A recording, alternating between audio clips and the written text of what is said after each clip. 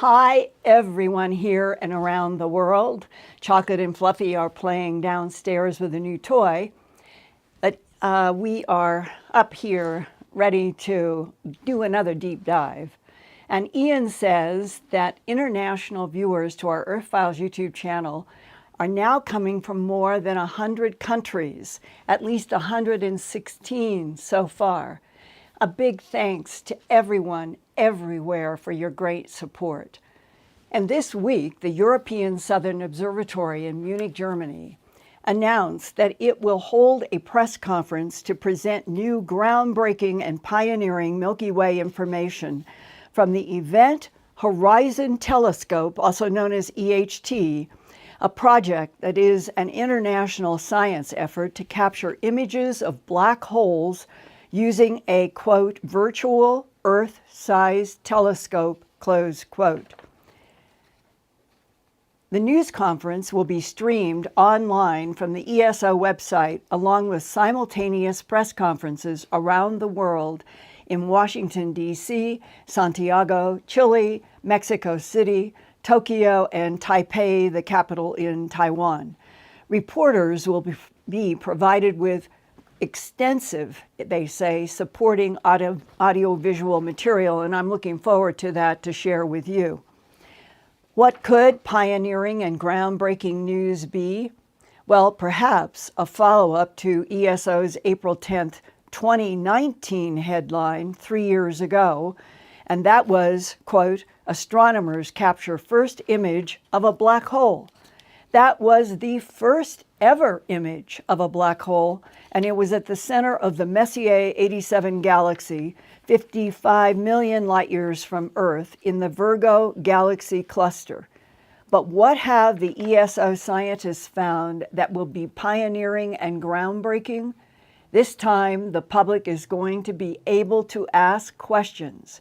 It will be right after the press conference on May 12th, and the ESO YouTube channel will host a 60-minute online event for the public to ask questions to 6 experts who study with the Black Hole Event Horizon Telescope. No registration is required. You will be able to ask questions on Twitter, and ESO gave this Twitter topic for questions. And you can also send questions to the ESO YouTube channel.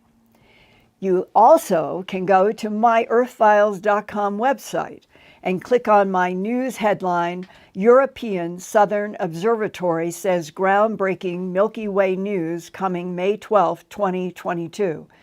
Inside my report, I have placed hot links to the press conference and the Q&A afterward. Many of you have written to ask about mysterious implants inserted into people taken through walls or windows by beams into UFO UAPs. And it was 43 years ago, in the fall of 1979, that I first learned about these so-called tracking devices, as some people call them. That's when I began to produce my television documentary, A Strange Harvest, for the CBS station in Denver about bloodless, trackless animal mutilations. And that is when law enforcement told me, quote, the perpetrators are creatures from outer space, close quote. So investigating animal mutilations included many discussions with people who remembered as a young child hearing buzzing like bees come from their closet at night, or they saw one or more small glowing orbs of light bobbing up and down in the air next to their bed. Or they recalled not being able to move a muscle, and yet they could see they were being floated through a wall or out a window by small gray beings with large almond-shaped black eyes that glistened. Harvard University psychiatrist John Mack, MD, studied the abduction syndrome and wrote in his 1994 book, Human Encounters with Aliens, Abduction, quote, how do the aliens pass people through walls? Carlos describes the sensation of having his cells vibrate and dissolve as he is transported by a light beam, leaving behind a kind of ghostly shape. What is the mechanism whereby cuts and other lesions are apparently healed so promptly? One man, as Dr. Mack was saying, one man told me of a gash several inches deep that appeared on his leg following an abduction, yet this cut virtually disappeared in 24 hours. What is the process whereby abductees are tracked so they can be found whenever and wherever the beings wish? Are implants involved in this? It has been suggested that the aliens are many thousands of years ahead of human beings in their mastery of various technologies, close quote, Dr. John Mack, Harvard University in 1994. Well, when one of those alien faces ended up in 1987 on the cover of this famous book, Communion, A True Story by Whitley Strieber, many people passing bookstores were startled when they saw the cover, and then they also saw in their own mind's eye images of a UFO or non-human being, as if suddenly remembering a scene in their own life, but they had forgotten. In his book's prelude, Whitley wrote, quote, "What happened to me was terrifying. People who face the visitors do report fierce little figures with eyes that seem to stare into the deepest core of being. And those eyes are asking for something, perhaps even demanding it. Whatever it is more than simple information. The goal does not seem to be the sort of clear and open exchange that we might expect. Whatever may be surfacing, it wants far more than that. It seems to me that it seeks the very depth of the soul. It seeks communion," close quote. Whitley's first shocking exposure to the black-eyed, gray-skinned beings was December 26, 1985, the night after Christmas, when the beings took him physically from the Accord, New York cabin in the woods where he lived with his wife Anne and their son, to what might have been a spacecraft, but Whitley has never been certain where he was. I remember it as being a little room which was not clean. There were clothes thrown around, dark blue clothing. There was these beings in it were darting around. They would pop up and then be gone again in an instant. They were very frightening because they were obviously some sort of gigantic insect is how I perceived them. They had those big black eyes that are on the cover of Communion. The room had a faint sulphurous odor in it, maybe also an odor of cinnamon. I was trying to get up and get out of there, but I couldn't move. At first, I thought I was having some sort of bizarre nightmare, but then when I couldn't wake up and I realized it was real, I started trying to escape, and I couldn't escape because I could not move. But I could move my head, and I was looking around, and apparently I was screaming because I began to hear a voice saying, "What can we do to help you stop screaming?" And one of them opened a little silver case before my eyes in which there was a long tapering needle and said that they were going to insert this into my head, and it sent a wave of terror through me. The next thing I knew, it had been done, and then they inserted an object into my rectum, which was electrical, and it caused me to have an erection and ejection of semen, which they collected in a little jar. Did you receive any telepathic words, information, thought words from any of the beings about why they were going to insert this implant in your head, or why they were ejaculating sperm from you? No, I did not get any explanations from anybody about anything.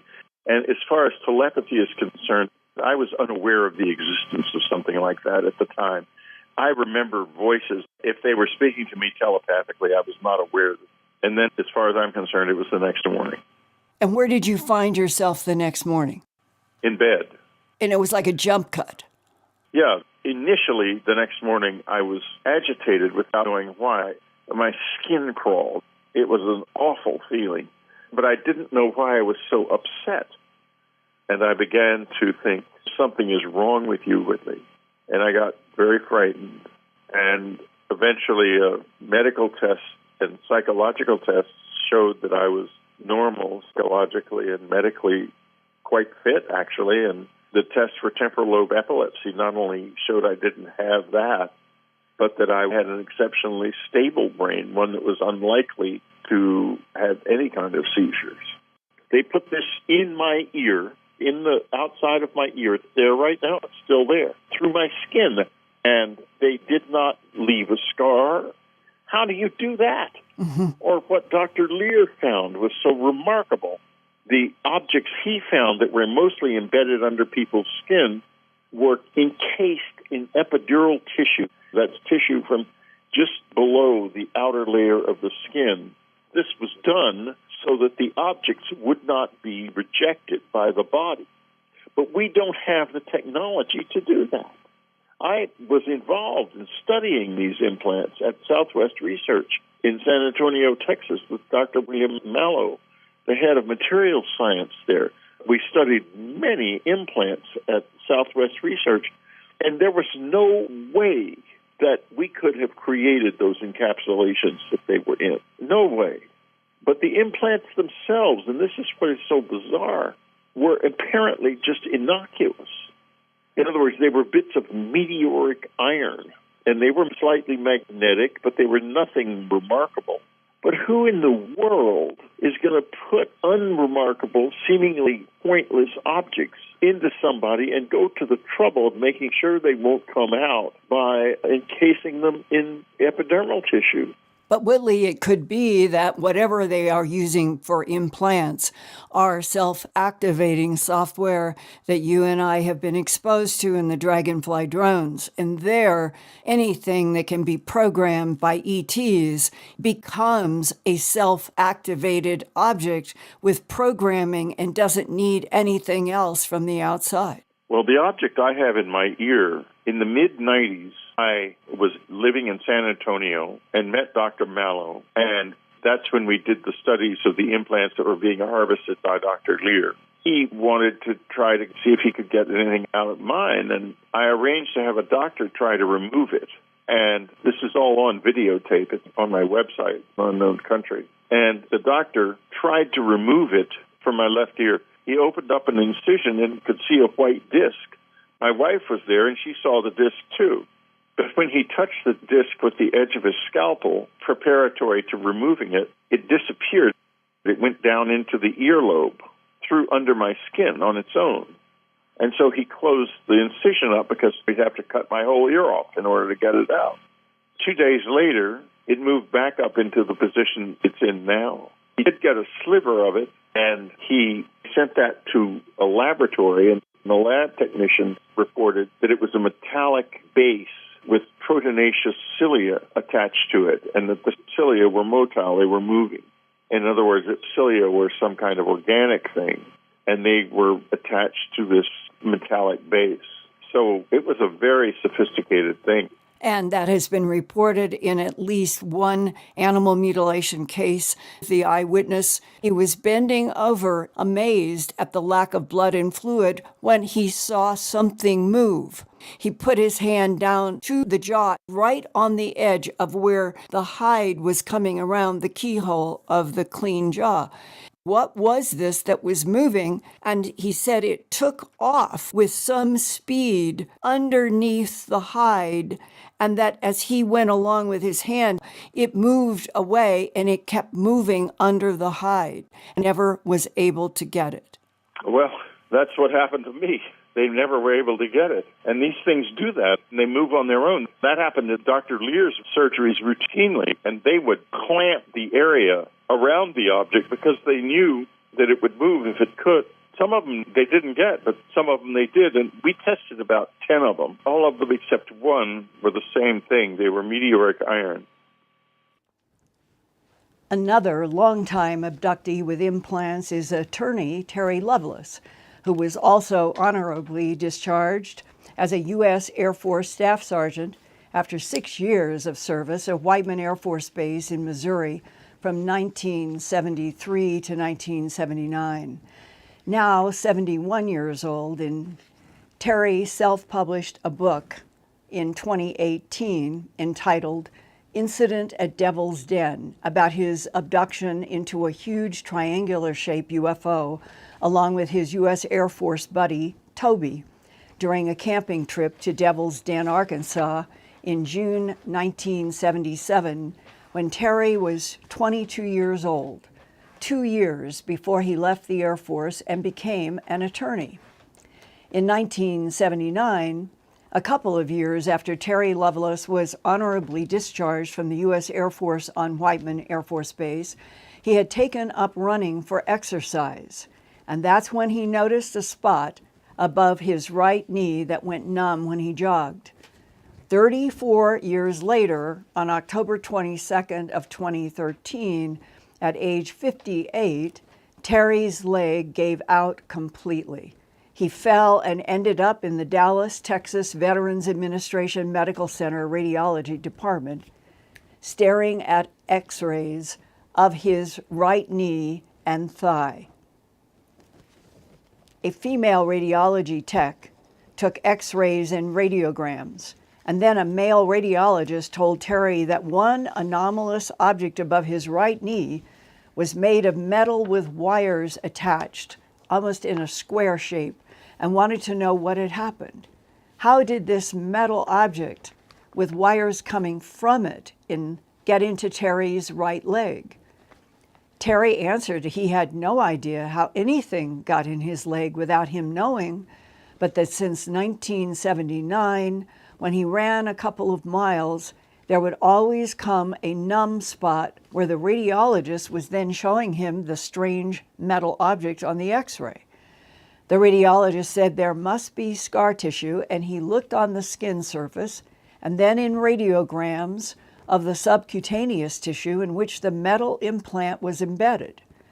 After his detailed exam, the radiologist admitted he could not find any scar tissue, and he was very puzzled.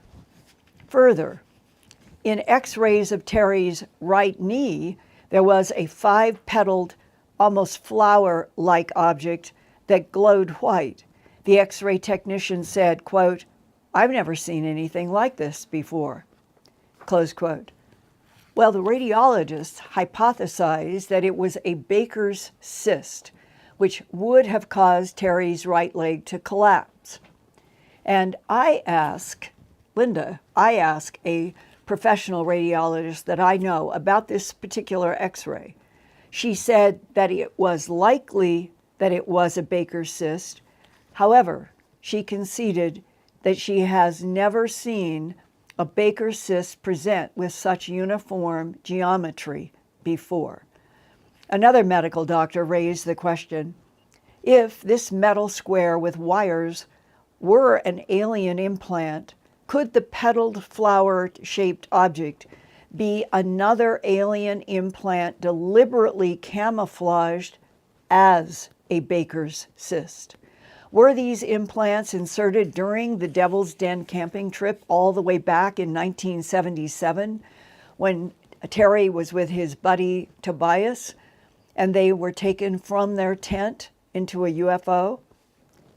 Only more recently, on November 17, 2017, Terry's relationship with the alien phenomenon took another turn that suddenly linked back to his childhood when small alien figures visited him when he was in grade school, along with a motherly figure that Terry always called Sue.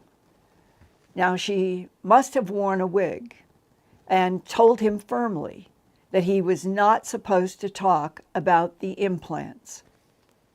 I wake up in the middle of my living room around 3 o'clock in the morning. I am sitting upright in my chair, and I woke up with my eyes wide open, and seated across from me is what I first thought to be a petite Asian woman. And I'm thinking, this woman had the ability to read my mind. She communicated telepathically. And I was wondering, am I going to say something that's inappropriate? Am I going to say something to make her angry? God forbid. Terry, what were you hearing in your head as telepathic communication from her? The first thing I thought was, my God, that wig looks ridiculous, because it did. It was on her head askew. I know that sounds crazy, but that was the first thing that crossed my mind. And when I said that, she said telepathically, "You don't like my wig? It's the same." And my thought was, the same as what? And she says, the same as the last time we met one another.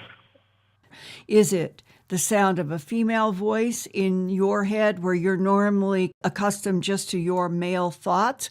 Or what is it that you are getting as the experience of telepathic thought?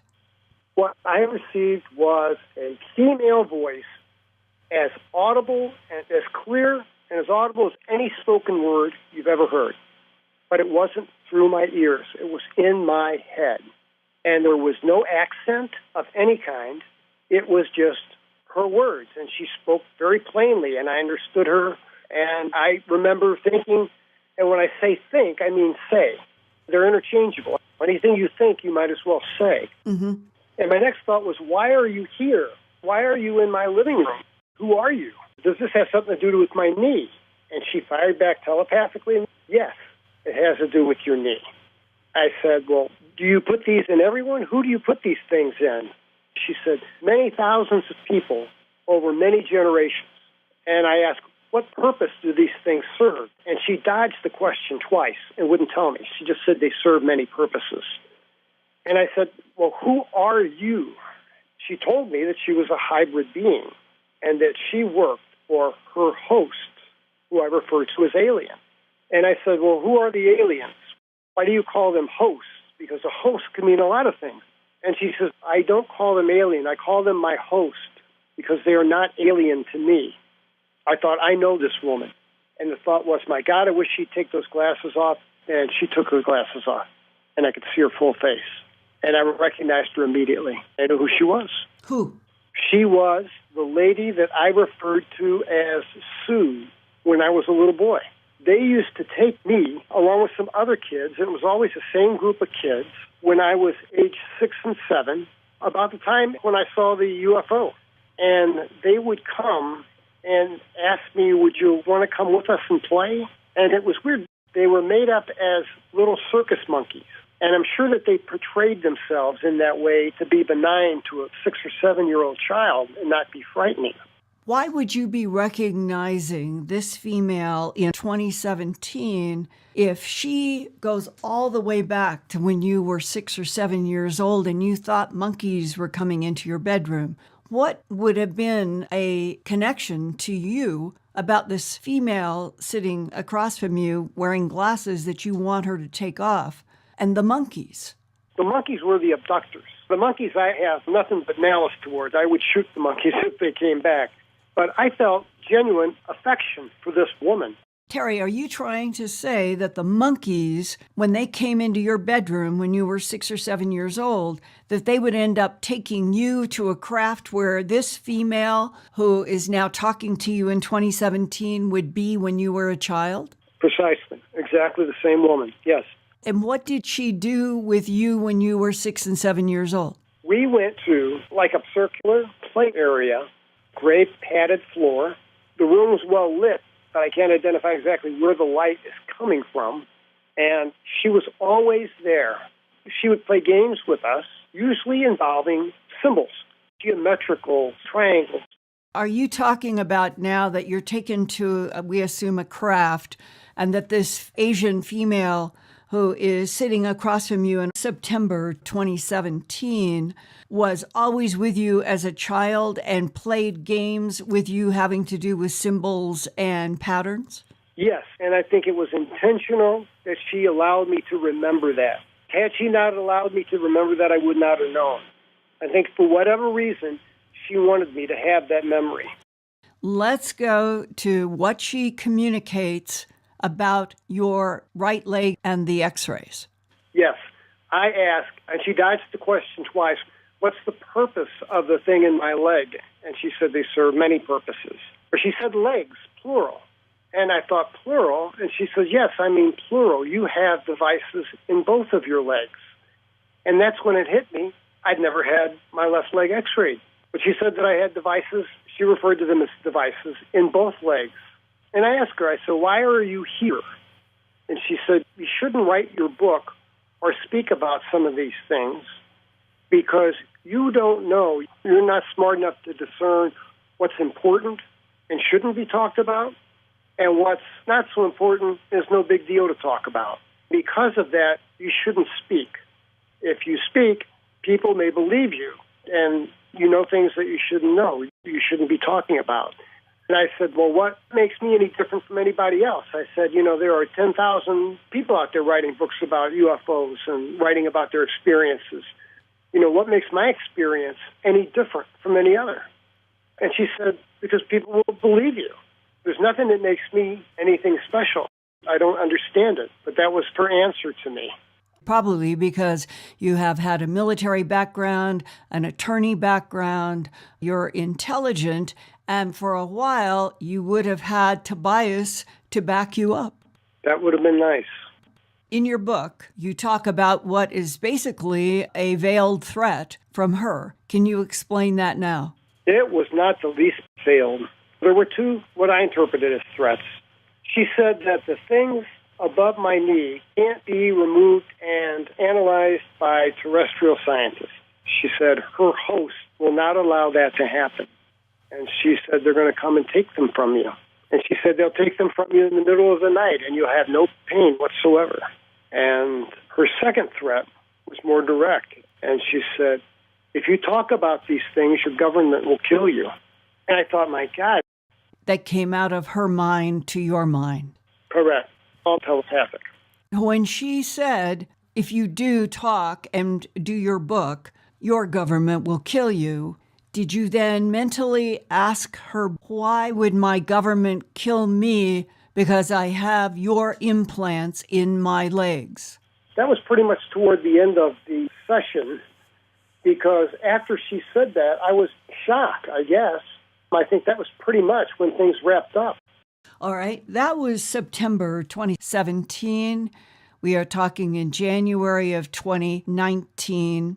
In this period of time, since this female alien sat across from you and telepathically communicated, and you recognized that she had been in your life since you were 6 or 7 years old, did you have any vivid dream or any other event happen between 2017 and today in January of 2019 that would explain who the host is? Why is the host interacting with Earth? What is the experimentation on humans? Why did they put the implants in your right leg and she says also in your left leg? What is the big picture if she also is a non-human warning you that the United States government would kill you if you talked about these implants in your leg? Those are huge questions, and the answers are as follows. She warned me that they would be removed if I continued to talk, and my wife and I discussed it, and I made the decision that I'm going to continue to talk, and I'm going to speak as loud as I can to as many people as I can, because it's the truth, and I want people to know, and I think people have the right to know. And about 3 weeks after she went, I woke up at 7 a.m., horrendous pain in both of my legs. They took the devices out of my legs. And I told my wife, they came and they took their implants back. They give me a feeling of urgency, that there are things that are going to happen and things that are happening now that are not under our control and that only very few people know about. And she said, there are people that know everything. They're not going to tell the people. She showed me a lifeboat on the Titanic. And she said, a beehive example. These thoughts are planted in my head. She showed me what happens when a hive gets too big. The queen and a bunch of the workers, they leave and they go somewhere else. Right. And she said, yes, that's right. That's exactly right. She said, we have people on the far side of the moon. They've been there over 2 generations. There are people there that were born there that have never been to Earth. There is a propulsion system that allows them to travel from the moon to Mars in 17 hours. And I scoffed and I said, that's ridiculous. That can't be done. And she says, yes, it is. Yes, it can be done. It's done every day. She said that just as our Navy has aircraft carriers with aircraft, we have aircraft carriers in the sky that are docked on the moon, that transit between the far side of the moon and the Earth and back. And she said what's going on right now is a frantic effort to build, trying to prepare things. The urgency is growing. Terry, build what for what? Build housing, to build a civilization. Where? On Mars. They had the first on the moon. Evidently, helium-3 on the moon gives them a cold source of nuclear power. Cold fusion. Yeah, that's what she called it. When she showed me the Titanic lifeboat analogy, and she even said to me, this planet cannot support 8 billion people, and there are 7.5 here now. And I said, oh my God. I said to her, then the object of the exercise is going to be to get as many people to the moon and then to Mars. Is that right? She was like, well, kind of, but they can't take 7.5 billion people from the Earth to Mars. That won't work. The thought crossed my mind, well, my God, what happens to the poor souls that are left here? And she nodded her head. Yeah, they're left here. And it all boils down to the mystery of what do the Greys want and these other beings want with humanity on this planet Earth? I don't know, but I'm going to give you an indirect answer. I knew General Arthur Exon, who was present at Wright Field when the debris and bodies were brought to the Air Materiel Command. He held one of the bodies in his arms, and he said it was a big insect. Big insect. Exactly. And it had a horrendous odor also. Now, if that's the case, then it could be that they have very much of a communal presence in reality. In other words, they're more like a hive of genius bees. They don't have individuality.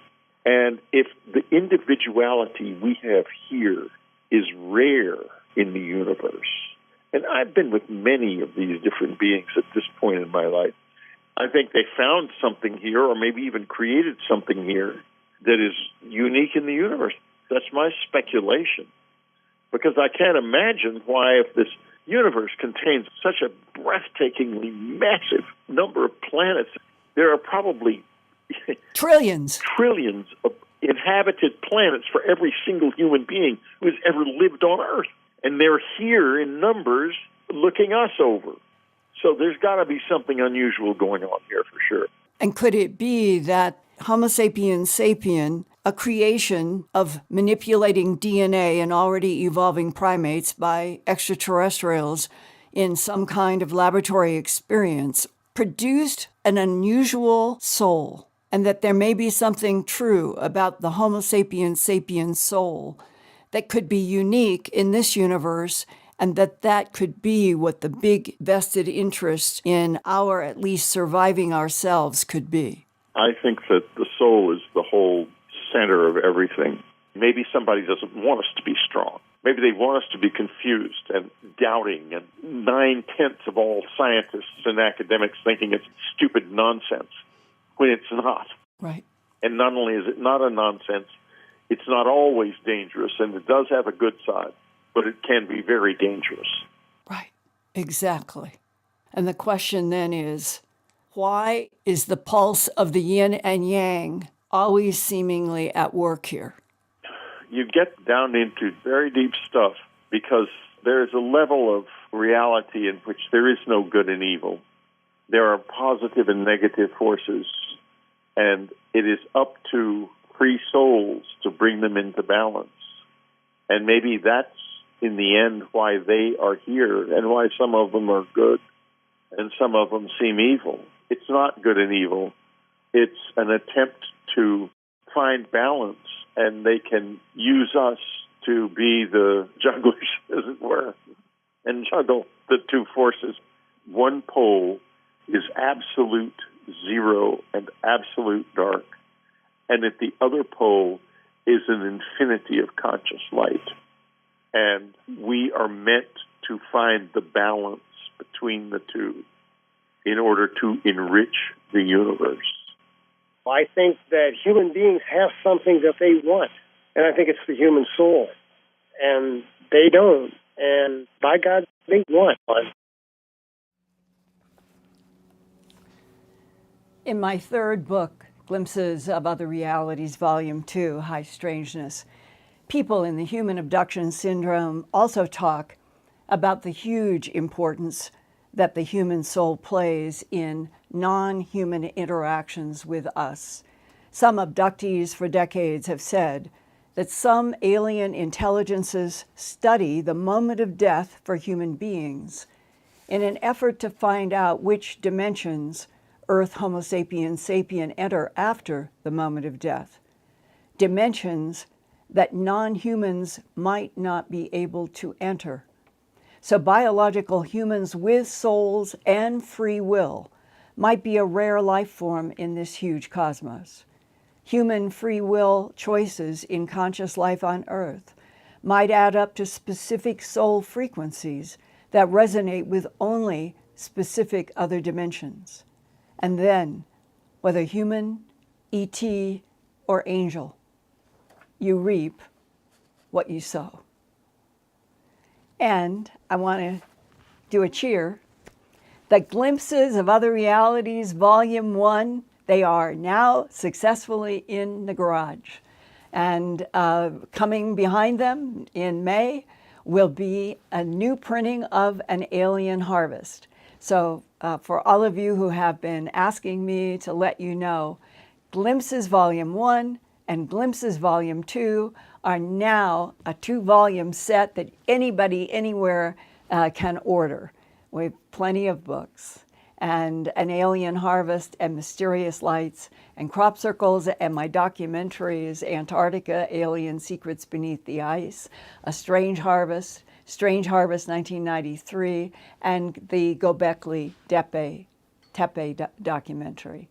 So the spring air is pushing things along, and I feel like the plants are coming up after a long night of the seeds, and that you all are with me, and it feels great to be able to report to you a little bit more deeply last week and this week on what I think are some very important subjects. And I know that because of the letters, emails, and texts that you send me.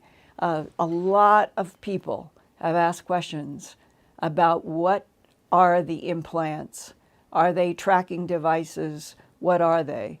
And you can see how complex it all is. And the insights of Whitley Strieber and Terry Lovelace, I think, are so valuable. And I would like to hear from all of you, even if you want to remain anonymous, meaning you don't want your name for me to read, but if you yourself feel that you have implants or you have questions that you have never asked anybody before, this is now in a good time to communicate with me about the whole implant issue.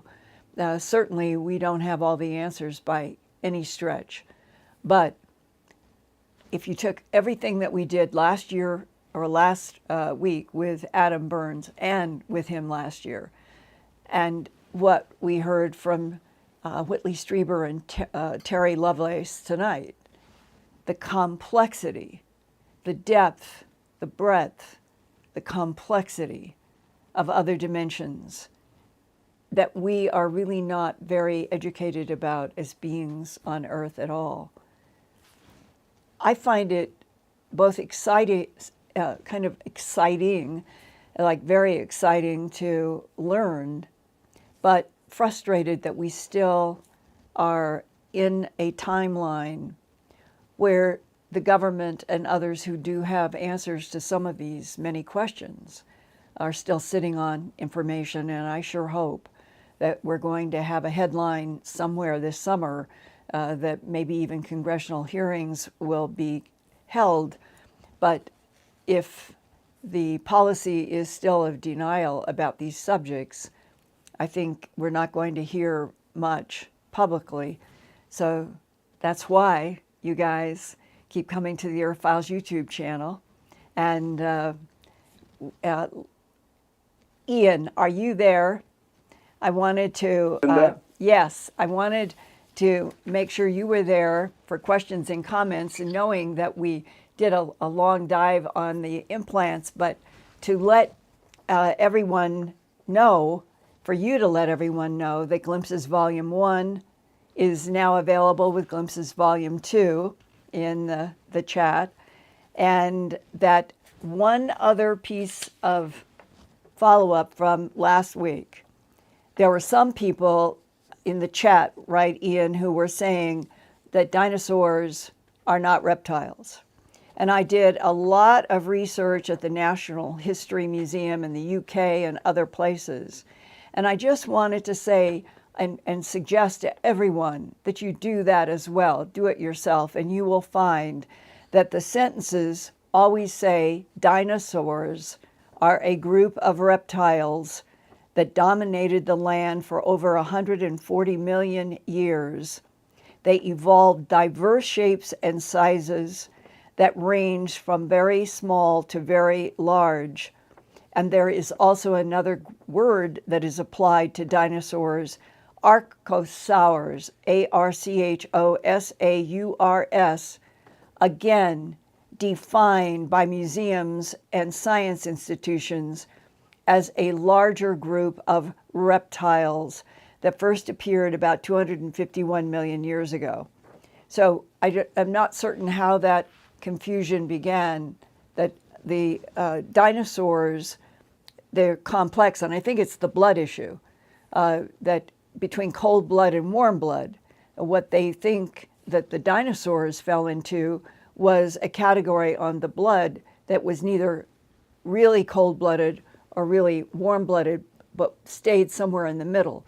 And that is the separation in the science on them as still a form of reptile. Okay, with that, Ian, I'm putting my pile of notes away, and I'm swinging to you.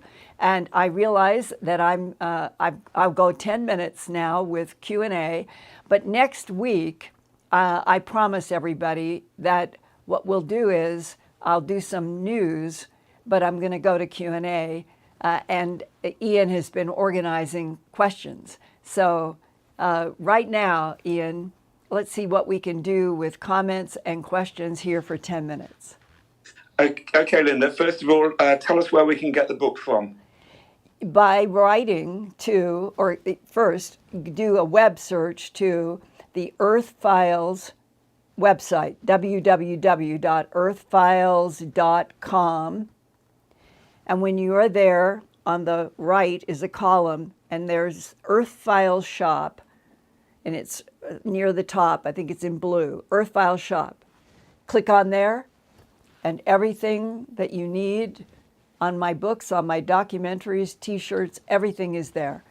Everything is current, and that's where you can order Glimpses Volume 1, and chocolate has jumped up. Glimpses Volume 1, 2, Mysterious Lights and Crop Circles and Alien Harvest, the documentaries, t-shirts, and so forth. It's simple. Okay, thanks, Linda. And thank you for mentioning as well that Earthfiles is being viewed all around the world. The last analytical data that I have shows that Earthfiles has been viewed in 116 different countries. And we also have people tonight from Ethiopia, Taiwan, and Bahamas, as well as all over the United States, Canada, and many places in Europe. And we've had some from the Ukraine, right? That's right, we have. Despite the problems in Ukraine, of course, people are still viewing Earthfiles, unbelievably. We're also getting, we also have a mention for Romania, who are now the 7th most popular country where Earthfiles is viewed. Wow. Well, welcome everybody. And I would always, I want everybody to always let me know after each show what you, if you like the content, this was 2 deeper dives back to back. I will usually space them out, but there was a reason to get into this material. So I focused it on this show tonight again. And I would love to know if, even though questions and answers are a part that you all like, is this show, like last week with Adam, where I'm doing something deeper without as much time for Q&A, do you like this as much as when there's more Q&A? As long as I space out Q&As as we go through the year. That's I would love your feedback on that. So what have we got in a question now, Ian?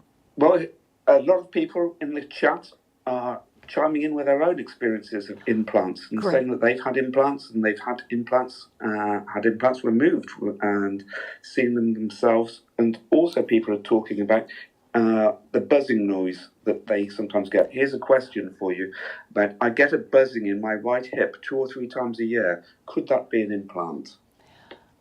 I would say that it is not proven medically in some kind of a published book that I know of, but I would say that that is probably likely, because I have interviewed people who say that they have clicking sounds inside of their ear, or a buzzing sound like bees, they feel it around them, or a part of the body will suddenly vibrate, and it will do it in a cyclic way, and this would fall into that category. And for those who have had implants removed, I would very much like to hear from you if it is possible to send me, whether you had a full medical report, something that was medical for the reason of getting the implant out, and do you have photographs? And if so, I would very much like to be able to share that. I do not have to share a person's name or their face, but to be able to share what is really going on in the world, honestly, with photos, with medical documents, x-rays, scans, all of it. If you have done it, you can be assured that I can report about what you have found in implant investigation without violating your requests for anonymity. I do it all the time. I always have.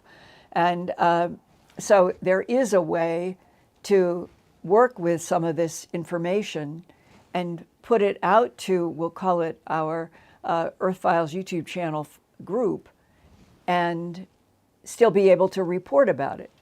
For those of you who are not worried about remaining anonymous, that also I'm seeing more and more people saying, for the first time in 43 years since doing A Strange Harvest, I have had more people say, I want you to use my name. Like it's where everybody's beginning to feel like, why are we not talking about all of this publicly? Why must it be a secret? That's the first time that I have felt that kind of energy as much as I have in the past few months. But you have my word. You can communicate with me, and I never, ever am going to use a name, anything publicly unless I would have your written permission. So this is a way of meeting in the middle, that I can get your reports, you can trust that what I'd like to do is to talk about what has been found with medical reports, not anecdotal, with hard medical x-rays, scans, all of that. That's what I'm looking for. And then collaborate by doing an interview to find out the information.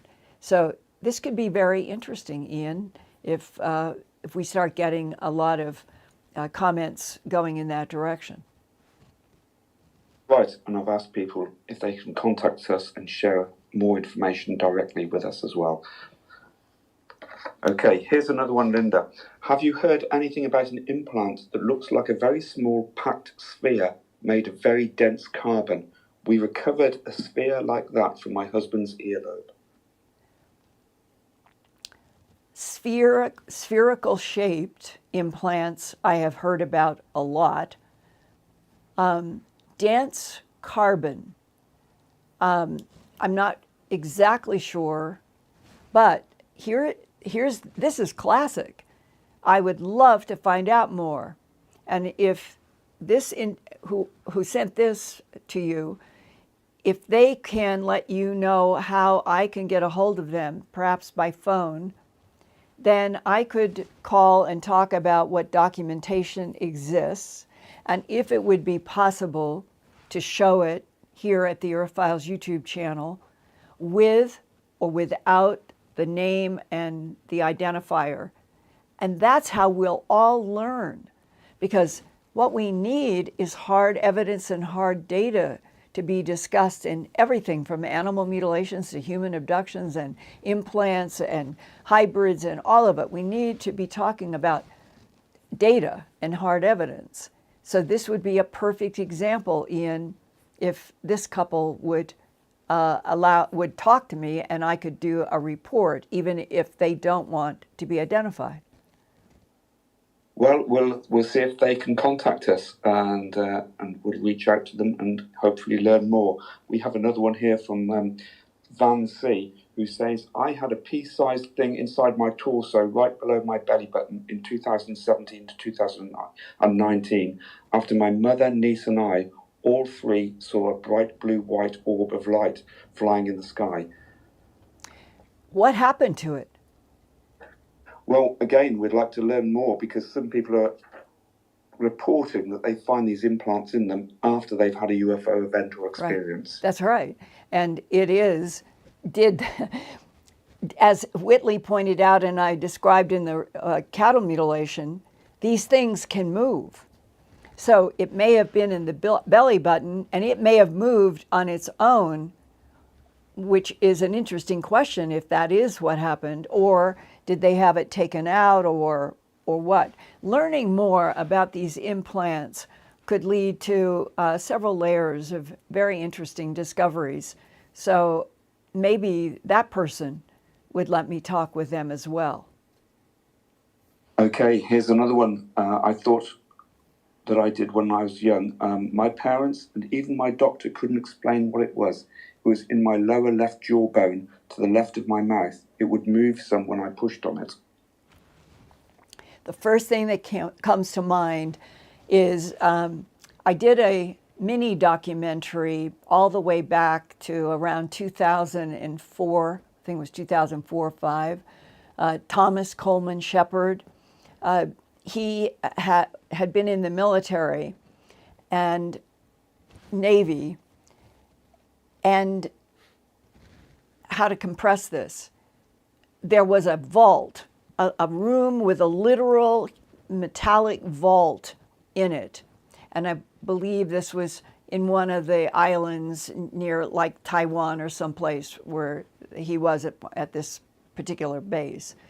And inside the metal vault, he never knew what was in the vault until one Thanksgiving night, which is in my film.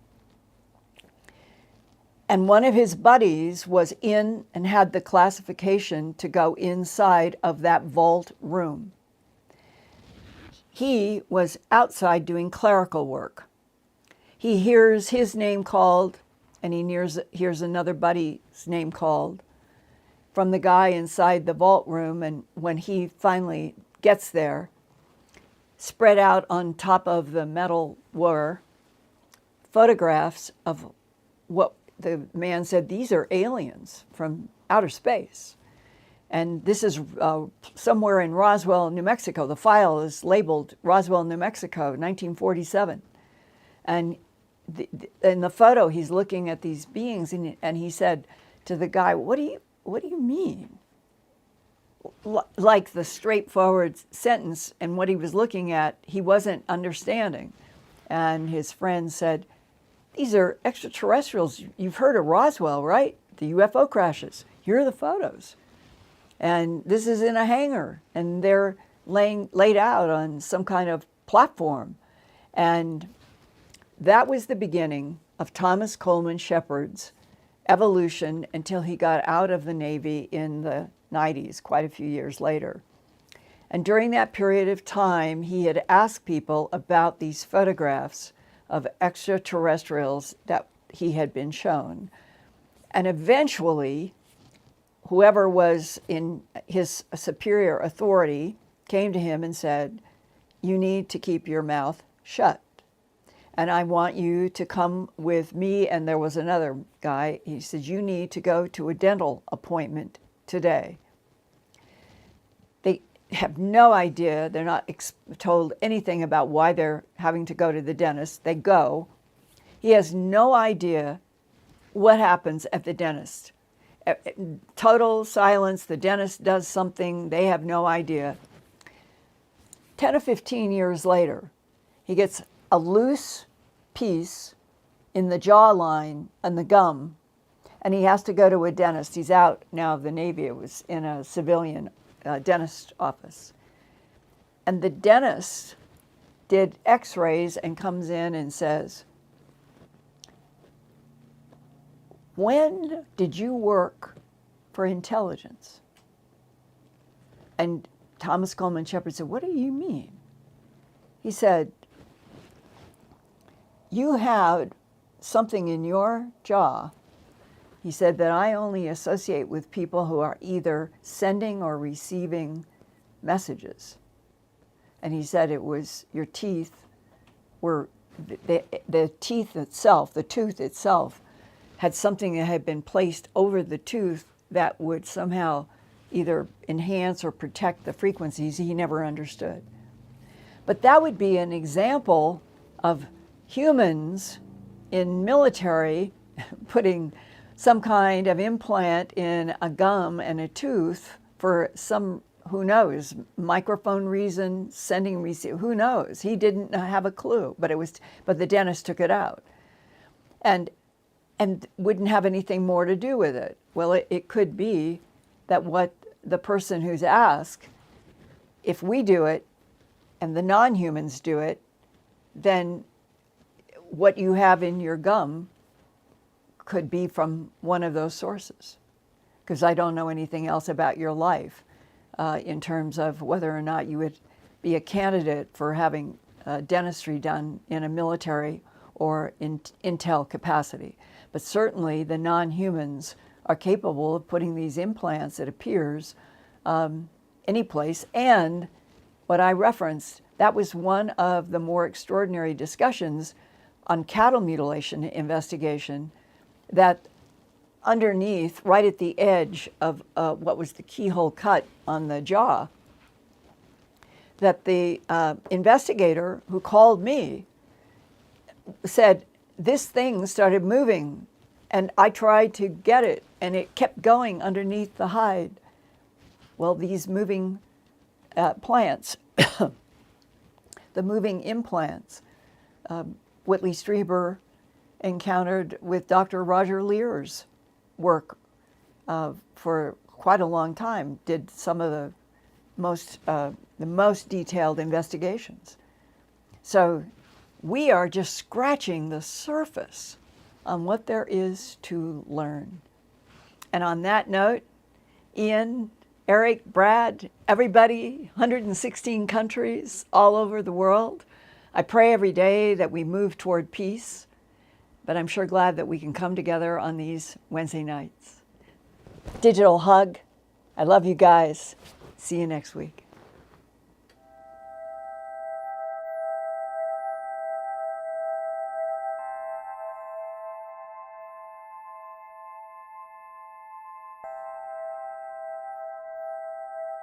Turn on closed captions for YouTube videos by clicking the white CC button on the lower right.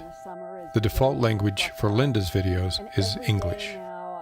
If you would like to see the captions in another language, click on the white settings button next to the CC button. Select Subtitles CC, and then select Auto Translate. Select a language, and the captions will now appear in that language.